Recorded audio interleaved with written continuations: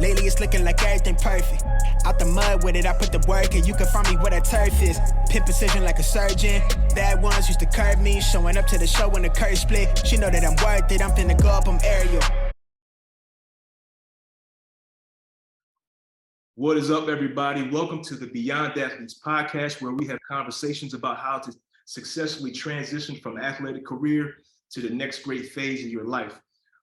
So since we're on YouTube, it will be our honor if you liked and shared this video, if you liked it. And if this channel begins to resonate with you, consider subscribing. So today we have a special guest on the show. Actually, this is episode one of the Beyond Athletes podcast. And we got a special guest for the first episode, former New York Jet, actually not former, but University of Virginia alum, Baltimore born and bred, great father, great uncle, great husband, great man, great bro. Mr. Tavon Mason's on the show here, y'all. So excited for you to be with us. What's going on, Cliff? I appreciate you having me having me on board, man. I know we spoke about this probably a couple of months ago, so I'm definitely glad to jump on board and get this party rolling. Like you said, man, not only for us athletes, but anybody stuck in that place. And definitely our athletes, we do got guys that it's tough to transition beyond playing on the field. Yeah, no doubt. Like we both have a similar story with that. But yeah. But before we get to that part of it, how was it coming up? Like, how was it growing up? Your history, where you're from? How'd you get to the sport? You played football, so I know you played other stuff too. He was fast. I know you ran some track too. So yeah, man. So I was born and raised in West Baltimore City, 1980. Grew up in the area where it's knocked down now near Martin Luther King Boulevard, right near the old Murphy Home projects. Stayed a lot at my grandmother's house on Franklin Street. We actually lived in Emerson Village, but myself and my brother, we attended George Street Elementary School, like right in the heart of Murphy Home projects, the high rise before they tore them down. Growing up, being from Baltimore, it was great as a young kid. Definitely not what I see now in our city. No stuff that was going on, but our family was tight knit before we kind of like split apart from each other. Tight knit. We did everything a lot, whether it was partying, having people over, doing family functions. We were always together. I got my first taste of playing sports in the streets, in the alley in my grandmother's house, playing basketball. Always had to play any sport with having an older brother, with my older brother and then the other older brothers, the older guys in the neighborhood. So that's kind of like that, not kind of like, but that did help me to become kind of like tough, so to speak, getting thrown around by my brother, but also getting thrown around by the older boys. So kind of put like that thick skin on how to play the game without pads. After leaving the city, we moved right across the Baltimore City-County line, right by right off of Forest Park, near Forest Park, Dickey Hill, near that area, right in the county. So that's when I started going to Emerson Elementary, Emerson Elementary, Woodlawn Middle, and Woodlawn High School. So that started my youth football. I didn't really get into it until 5th grade. One of the older boys in the neighborhood, Rodney Petit, came home one day and he had like a Cowboys uniform on. You know what I mean? Me and my brother used to get the Hutch one from back then. It was like Woolworth or something. It had the plastic helmet and a little ugly shoulder pads. And Tony Dorsett and Walter Payton. Yeah. But he had like a real legit uniform. I'm like, man, Rodney, where you get that from? He like Woodlawn Rec. And that was like probably the only time I asked my dad for something, because my mom, no, I want you to play because you don't get hurt. And I went straight to my father, like, Dad, I want to play football. I know where we can go play football at. So that started my sports career, organized sports career. So it really didn't resonate to me that I could probably get to the level that I got on, or even close to it, until kind of like 8th grade. 8th grade was a lot of changes going on. 8th grade, youth football. I was a quarterback. They put me at quarterback, but also during that time, that good part was a little shaking up on the home front. That's when my mom and dad started to come apart, and they decided to go their separate ways. So then, you got the decision of where do we go? I mean, my mom had to move back into the city with my aunt over on Pennsylvania Avenue, but I decided to stay in the county at Woodlawn High School with my dad, because I didn't want to move back in the city, because at that time I was doing some things that wasn't good. My mom didn't know. I think she kind of knew, but she didn't know. And I knew me going into the city, especially where my mom moved at, wouldn't have been a good thing for me. Probably wouldn't even been here, or probably wouldn't have met you if I made that decision. So even though I was a little, on the baller side by the situation of my mom and dad, but I also knew what would help me better than going that route, no matter if I wanted to stay with my mom. The other downside to that, my brother was going to college. Yeah. So while this was going on, one of the people that I looked up to, he moved on to college. So he was down in Eastern Shore. So that left me to do more stuff in the neighborhood that wasn't a good choice, for me and my friends. And it helped shape me, but I also had to wake up though, because some of the stuff I was doing could have got me put in jail. And at that time, I was still living with my mom. Then when my dad moved out, it would have hurt her a lot, because if she would have found out totally the stuff that I was doing, it wouldn't have been a good look. And I had to think to myself, like, why am I doing that to her? She didn't do anything to me at that time. Yeah. So I'm sure the sports helped you, yeah, not have to spend as much time doing some of those things. You know what I'm saying? Yeah, and that was like the biggest thing. And I think the thing that helped that was 10th grade. So clearly, it wasn't until 10th grade that clicked in. Yeah. So 9th grade, I went out, started playing. I re-injured my hip flexor. So we all know, me and you know, when you get an injury and you be put on the back burner, you got a lot of time on your hand, and going to being in 9th grade, having those tug of wars, what was going on, within the family. So that pushed me more to the outside. But it wasn't until, and rest in peace to Keon Carpenter, my mentor, he was 3 years older than me at Woodlawn High. When he graduated Woodlawn High School in 95, they moved me up to quarterback my sophomore year. So that's when it really clicked that, what, I'm gonna stop doing this dumb stuff. My mom ain't doing anything to me. Let me get myself in line, because now I got a reason to really open my eyes. And that kind of like, boom, jump started my athletics in high school. Yeah. That kind of makes you becomes part of who you are, because that's one of the more positive things that's going on in your life, when you spend so much time doing it. So yeah, man. And it definitely did, because I started seeing the stuff turn. The sophomore year, starting at quarterback, being that young, being on the varsity team, majority of the time your coaches are going to trying to protect you. The one thing that I didn't mention, and people might assume watching this before I mention this, is even though I was doing the stuff I was doing, I still had the high grades. So the one thing that I learned just from being kind of street smart was you kind of don't mess up where you got good going on. All right, if I'm gonna do the dumb stuff that I was doing out in the neighborhood, I don't mess up school, because if they want to go check to see what type of student you are and just young person you are in general, they're going to ask, okay, what type of grades does this kid have? And I had A's and B's, 9th grade, A's and B's, honor roll. 10th grade, the same thing, even though I was still flirting on the line a little bit with the activities I was doing in the community, still had high grades. That's one thing my mom, my dad, my coaches didn't have to worry about, was my grades, because that's one thing that I had to do. And I rewind back, the reason why that was in effect, I remember 8th grade, still getting good grades, and I decided to get a little smart, a little whip of the tongue at my Spanish teacher. Didn't know my Spanish teacher was going to call my dad. And at that time, I'm at Woodlawn Middle. My dad worked at Coons Ford, right up the street from Woodlawn Middle.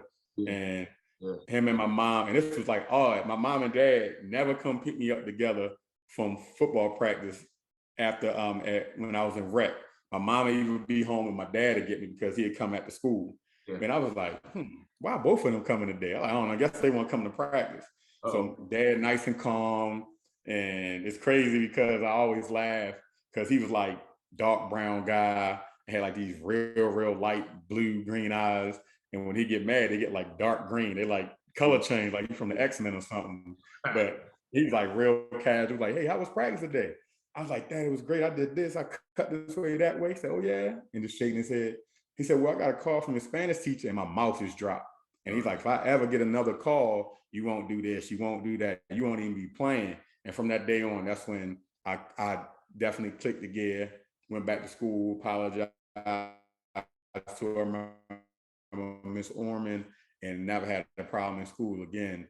Sports and jump and fast forward into 9th and 10th grade, where I did have a lot of friends who didn't take that advice from their parents or other people, and it kind of hurt them on the back end.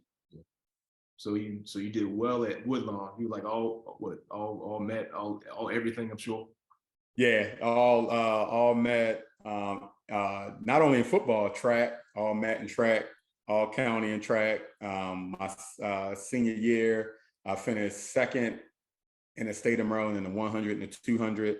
Our boys team got a state championship in track. 4x1 team, 4x2 team. Football, the same thing. I got inducted into the Woodlawn Hall of Fame. Leaving out of high school, I was a nominee for the Baltimore Sun Athlete of the Year. For the game against Delaney, my senior year, I had 8 carries for 208 yards, 3 touchdowns. Yeah. Okay. Finished my senior year with over 1,300 rushing yards, 29 touchdowns. Also played defense. Also was in the who's who for academics. Finished the top 10% of my class, graduating. So I knew right away, just from watching, I think having people in front of me, and what I mean by that, like some of my teammates that, I was sitting in my Coach Scriven's classroom, and he would just show me letters, and he had to throw them away because they were guys that were bound, but because of their behaviors and their grades, he's like, I'm not even gonna waste my time. I'm not gonna waste the college's time. And I knew right there, I don't want to have that in the back of my head, like, I wonder if Coach throwing my letters away. So I made sure everything was on track. Yeah. And when I would hear my name called over the intercom to report the Coach Scriven's classroom, it wasn't for nothing negative. So I made sure that happened in high school and just carried through on a sports level as well. So you went from Woodlawn to University of Virginia. Yep. And went there, toured up there. Yep. Yeah. Yep. And I got a full scholarship. Several scholarships, and actually myself and my good friend Reggie, we signed our letter of intent on the news that day. Me going to UVA and him going to Villanova, full scholarship. Went to UVA, and my first choice was originally University of Miami, but I decided to stay closer. That way family can come see me play. It wasn't a far ride, and got to UVA. And the funny thing, and I know, a lot of times when athletes do podcasts, they always tell it good. With me, I'm a straight shooter. When I get into college, I'm average in high school, all the good grades, like we just talked about. I get to college, I'm away from home, 3.5 hours away from home. My mother and father can't just pop up on me. So some days I went to school, some days I didn't go to class, you know what I mean? But it almost came and haunted me twice. You know what I mean? I got a letter, it was a warning for suspension and abeyance, got myself together. And I got my second one. And that's when I had to, like, you know what, I got to stop playing. And again, I go back to warning signs. So, that's another hint for anybody that's watching, that when you get those warning signs, heed those warning signs. So my warning signs were when I would call home and talk to some of my friends, and they just spitting out, oh, you remember such and such? Yeah, he's no longer here. You remember this person? Yeah, they no longer here. And he's like, what you doing for the break? So I'm thinking about coming home. They like, Tay, don't even come home. You stay down there, you doing your thing, don't come home. So that was like those warning signs and those flares going up, let me know, there's nothing up here for you.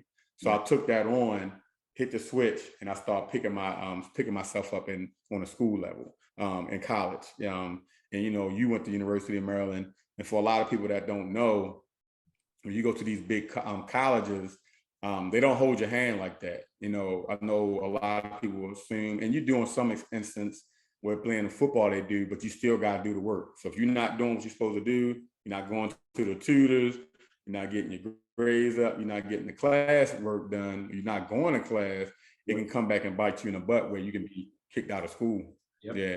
Yep. But yeah, so but you figured it out, right? You figured it out. Yeah. Oh yeah. Yeah. Quick. Yeah. I went through a lot of the same stuff when I was at Maryland.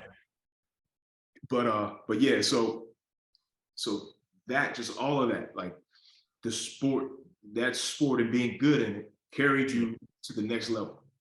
Yeah, it did. And so you were there, you did really well at University of Virginia, and then you got it carried you, even your talent and the sport carried you even further past that. So you want to talk about that? Yeah.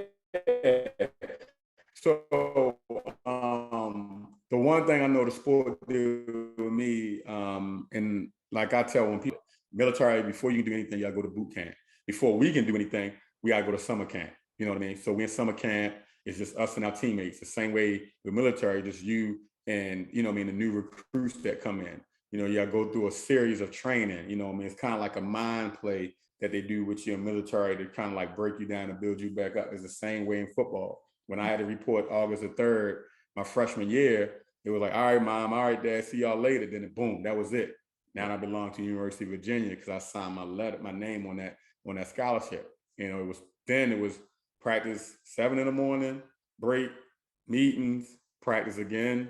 Is the same rotation, you know what I mean, for like a few weeks. So that one thing helped me with discipline as far as time, being on time, communication, you know, with being in the practices with the coaches and stuff. So that helped me with the whole time sense, making sure I'm on time, always checking the clock, making sure I'm at where I'm supposed to be, or when I'm told to, or if I'm gonna say I'm gonna be there. It helped me with that, which ultimately, with learning, teaching, and having my ears open to learn from other people, not assuming I know everything, like you said, it helped me get seen, you know what I mean, get noticed by the NFL. Which was a huge accomplishment. You know, I went as a free agent to the Jets. I did miss a call from the Eagles, but just being at that, getting that opportunity of getting that phone call from the Jets to bring me up to mini camp in 2002 was truly amazing, just to get that phone call, because so many people kind of dream for that call, whether it's NFL, NBA, MLB, anything. It was crazy. Yep. I know a little something about that. Yeah. It was a really quick low high moment. It was a high low high. I was watching the draft. I came out 2004. Watching the draft in my father's office. The whole draft went 5th, 6th, 7th round. It's like, what's gonna happen? So now I'm destroyed. 5 minutes later, get a phone call from Detroit. And then I'm back on the map. Let's go. You know. Yeah. I remember that. It's a really great thing. And that's the same thing with me. You know, my family came down to my apartment at UVA, and we sat there and watched it the whole time. The thing that, and I'm glad again that you're creating this podcast and this YouTube series, that I didn't really have anyone telling me.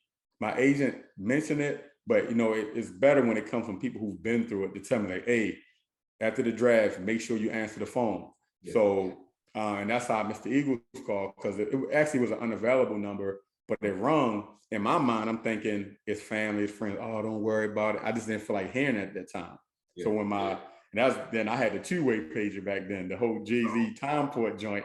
And my agent at the time sent me a message saying, hey, the Jets looking to bring you in. I'm talking to him now. And when I listen to voicemail, I call the Eagles back. But you know, at the end of the draft, and what most people don't know, because they see the glitz and glamour, is that as soon as the draft is over, totally over, teams are on a horn with list of names that they thought about, and they call them. They're shooting around to bring guys in. So I called, left them a voicemail, but fortunately I was able to pick up by the Jets. And like you said, you know, I went from a frown into a smile. Yeah. And it was like, hey, it's go time.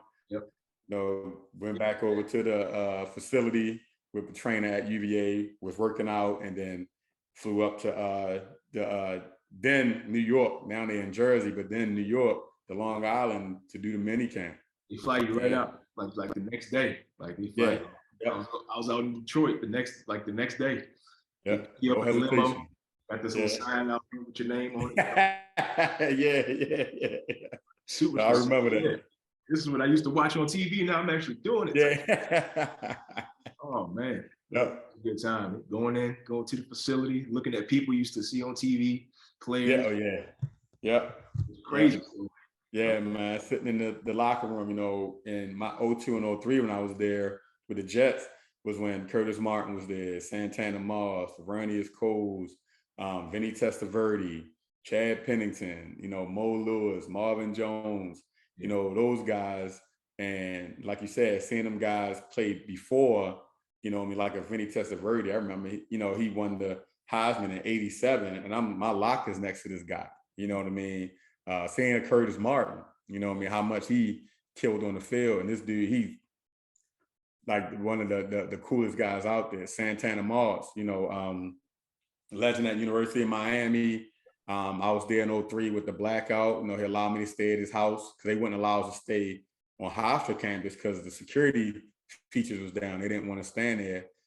So he like, man, you can come stay with me. And I got an extra bedroom, so being able to go through that, Herm Edwards was my head coach.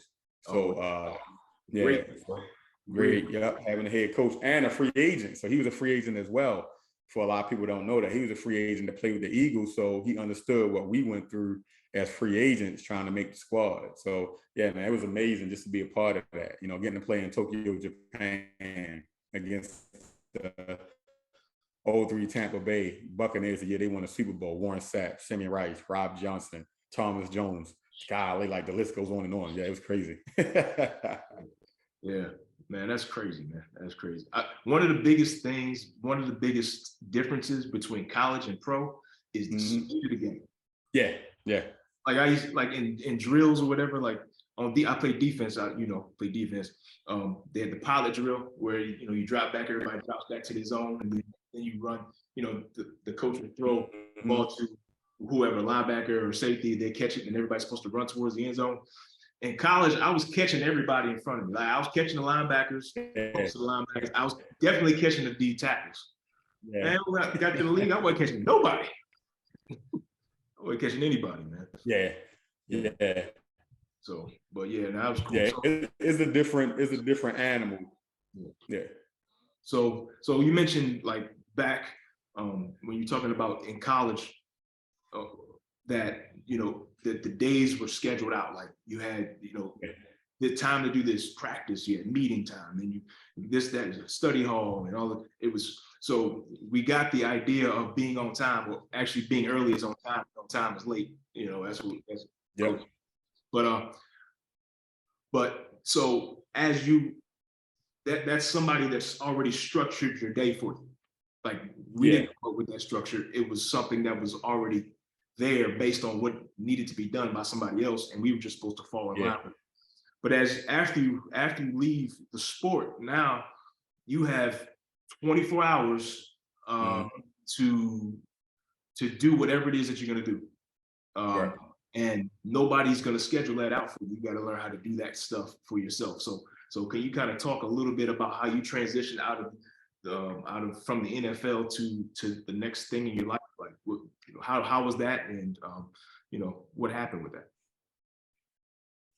Yeah, so I knew automatic. I gave it a couple more tries, wait for teams to call after 03.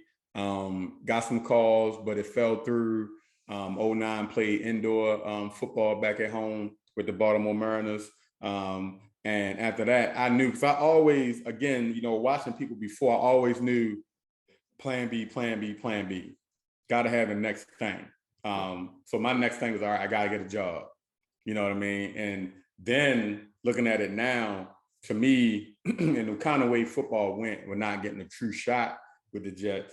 But I looked at the NFL as a job. So it was like, all right, time to move on.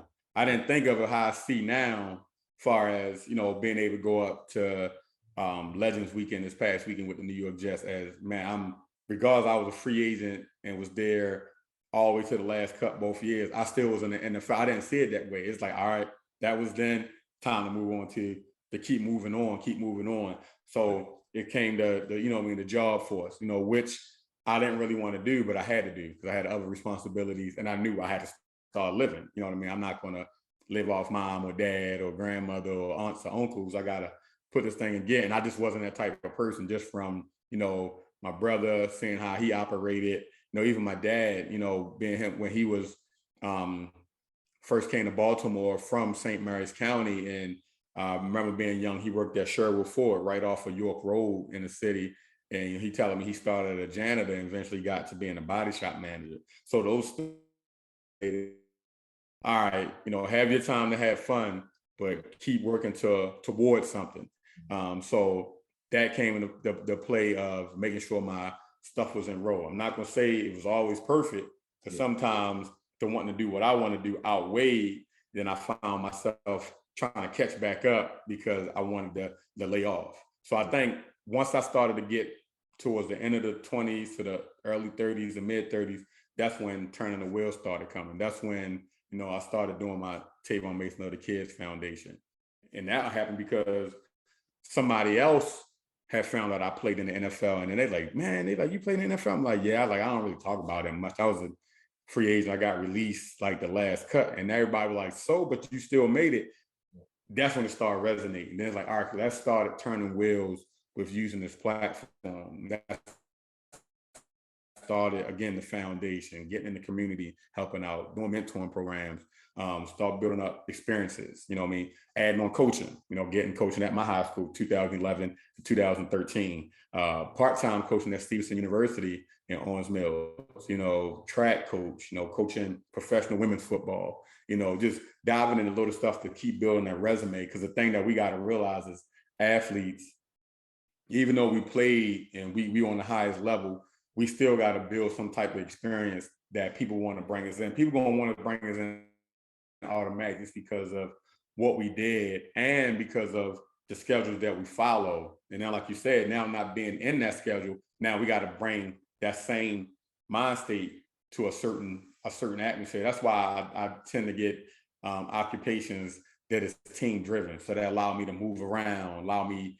to be in team situations. You know, currently working as a special ed teacher, being in the school system, you know, helping the kids in the high school, you know, develop, see, you know, I've been certain places, just give you tidbits of information, you know, still being a coach, doing the same exact thing. So I'm still locked and loaded on the time thing. And like I said, it got better once I started getting out the chill back phase or the feel sorry for myself phase of I ain't playing, this person ain't give me a fair chance. Yep. And once I shook that off, then it was like, okay, my eyes open up. Yeah. So you said you said a lot about, like, you were talking about like using your platform and all of that. But one of the things that I wish I would have done better, and I still have to get better at, but it seems like you did a really good job of, is cultivating and maintaining relationships. Because when you're at that level, you meet a lot of people, and it's good to form relationships with good people that are doing great things, you know, because I mean, you don't become friends with people and have good relationships with people to get anything from them, but you can kind of grow together and do great things if you have people around you that are doing great things, that type of thing. So and I wish I did that too, just like you said. That didn't really start kicking in until recently either. So I was just like you too. It was like, all right, I'm gonna go do this myself, because it was just what I saw, and I didn't really start tapping into certain resources until, like, be honest, like the last 5 to 6 years. I was the same way, just like you, because no, I didn't want to reach back again thinking, oh, that was that. But I'm starting to think like, well, if they're in that position, you don't need to directly help me in it. Just like point me in a direction, and boom, I go and hit the gas pedal. So I'm been working on myself with reaching out and not just sitting back, you know what I mean, being like the movie Grumpy Old Man is but actually, all right, attaching myself to stuff, reaching out, contacting. You know, remember what my brother told me. Only thing a person or anybody can say to you is no. They say no, you put it yourself out there. You know what I mean? Just put it out there. but it also make you feel better because like it's that what if. I always play in my head, what if, so I don't want that what if. I don't want that I wish I did this. What if I would have called or emailed, this might have happened. So instead of doing that, hey, go ahead and shoot it out. Somebody respond, cool. If they don't, cool. Boom, lease is out there. I'm not sitting there wrecking my mind of if I didn't do it. Good. So you got a lot of good things going on. You got the Tavon Mason Love the Kids Foundation, Mm-hmm.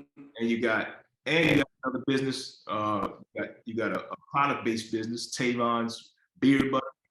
Yeah. You got that. So yeah, you got to keep. Yeah, this stuff is good. Yeah. Stuff is really good. So we got maybe about less than 2 minutes left. So so where can everybody find you? Social media. Definitely, I say first, Cliff, especially for my organization, go to www.tavonmasonlovesthekids.org. That's where you can find everything I do in the community, my children's books, family book that I wrote, all the stuff that I do, social media on Instagram, Mr._T Mason, Tavon's Beard Butter, TML TKF, Twitter T Mason 18. And TML TKF on there, on Twitter, Facebook, Tavon Mason Love the Kids Foundation, all that on there. And one thing that I will say, especially when it comes to community stuff, even with moving down here to Georgia, we're getting out and about. If you send me a message, contact me. I'll answer it personally in less than 72 hours. But yeah, that's where I do a lot of my stuff at. I'm actually this Friday got a virtual reading with the Minnesota public school system. Myself and Joe, good friend of mine, collaborated with them. They purchased over $4,000 worth of our books. So I'm gonna read Tavon Does It All, my children's book, which is on the website, TavonMasonLoveTheKids.org, to the Minnesota public school system this Friday virtual. We have a virtual reading in the next 2 days. Cool, man. Well, we appreciate you. I appreciate you for being on the show today. Oh yeah, man, really, really great. We have to do another one of these episodes with you, and I'll have you featured once again. But cool, man. So to end the show, we like to ask our guests to give our viewers 2 tips. 2 tips that will help them make that transition from the thing that they found their identity in for so many years, that was like the highlight of their life, into transitioning to something else greater, now that part of that chapter of their life is now over. So what would you tell somebody? Right. The first thing I would tell them is to write down what it is that they would like to do. And this will be within that first one. Write it down, research it, and do it to 100%. One thing that I did, I was told by a friend of mine, don't tell everybody what you're doing. Because sometimes when you tell everybody what you're doing, you're going to have those ones that's going to shoot it down. Yeah. They're going to fake support you, like, oh man, that's dope. Oh girl, I like that. Or you're going to have the ones that just don't give you anything. So don't tell everybody everything you're doing. Let them find out when you're ready for them to find out. The second thing I would say, is if you're going to do it, hit it full hit of steam. You might hit a bump in the road, but don't let that stop you from doing what it is you want to do or what you're trying to reach, because you never know where it can go if you keep pushing. No matter how many times you trip up, you keep pushing. I had some trips, but it's all about the rebound. How do you bounce back? How do you reconfigure to get back on track with it? And the last thing I say, and I think I mentioned earlier, when it comes to your time, value your time. That's one thing that we got to do. I had to realize, and I didn't realize this, Cliff, until after, and I know we can probably come back on and talk about this, but when I got Bell's palsy, I came down with Bell's palsy. It was the day after I found out that Keon had passed away. And sometimes Bell palsy comes from stress. But prior to that, I was doing everything for everybody. I'm new on the scene with my organization. I'm just taking on me being a former NFL player, fully doing this, doing all this stuff for them. But what I noticed was when I would ask for stuff in return, it was, oh, I get to you, I get back to you, and I wouldn't hear from them. So I had to make sure I know what my worth was and what my value was for anybody, no matter who it was. So I found myself, when people would contact me and ask me if I could do this, I would tell them same thing they would tell me. I'm gonna think about it, talk with my team, or talk with my wife, and I'll get back to you. I'll get back to you at my earliest convenience. So I had to stop stretching myself to please others, but I had to start knowing my value and start compressing myself to make sure I was straight before I put myself out there. Because prior to that, man, I was stretched everywhere, and it was actually pulling me away from family because I'm always doing this, I'm always doing that. So, you know, if the wife was taking the kids somewhere, you know, even with my girls, seeing them, you know, I'm gotta go to this, I gotta go to this event, or I'm going to this shelter, I'm going to this place. I never said no. So it's okay to say no. And you say it in a respectful way, that I'm not interested, or let me think about that and I get back to you. Because we have to know, once we get to a certain level, what our worth is. So make sure, to anybody who watch this, make sure you know your worth and your value, and know that your time is worth more than $1 million. I know we all want to be millionaires, but the more you keep putting yourself out there, you spread yourself thin, and once you're used up, they push you to the side and they're looking for the next person. So again, make sure you know your value and you know your worth. Gotcha. That's some great stuff right there. Good tips, y'all. So it's have your vision, write it down. If you get knocked down, get back up. Man, we learned that in football all day. I mean, this is for all athletes. So, you know, whatever it is, but you know, you really learn that in the contact sports, y'all. Boxing, all that stuff. Get knocked down, get back up, and keep moving, and value your time, y'all. Value your time. Yep. Tavon, I appreciate you. Thanks for coming on the show and giving those bars of wisdom. And we're gonna have you back on another episode. But once again, I appreciate you. This was awesome. Oh man, no problem at all. I appreciate you having me on board. And again, everybody, check out my foundation website, you know, TavonMasonLoveTheKids.org. Find me on social media. And you know, just again, man, make sure y'all do y'all thing. Do not allow anybody or anything to stop you from pursuing what you want to pursue. Even if something small, it's nothing. They can say it's small, but it's huge to you. Keep it huge, because we're in a time now where people are trying to minimize your glow, you know, with that aura around you. Don't allow them to do that. All right, y'all. Well, let's keep moving. You got to get on to the next phase of your life, y'all. Let's get it. Peace, y'all. Lately it's looking like everything perfect. Out the mud with it, I put the work, and you can find me where that turf is. Pin precision like a surgeon. Bad ones used to curb me, showing up to the show when the curve split. She know that I'm worth it, I'm finna go up, I'm aerial.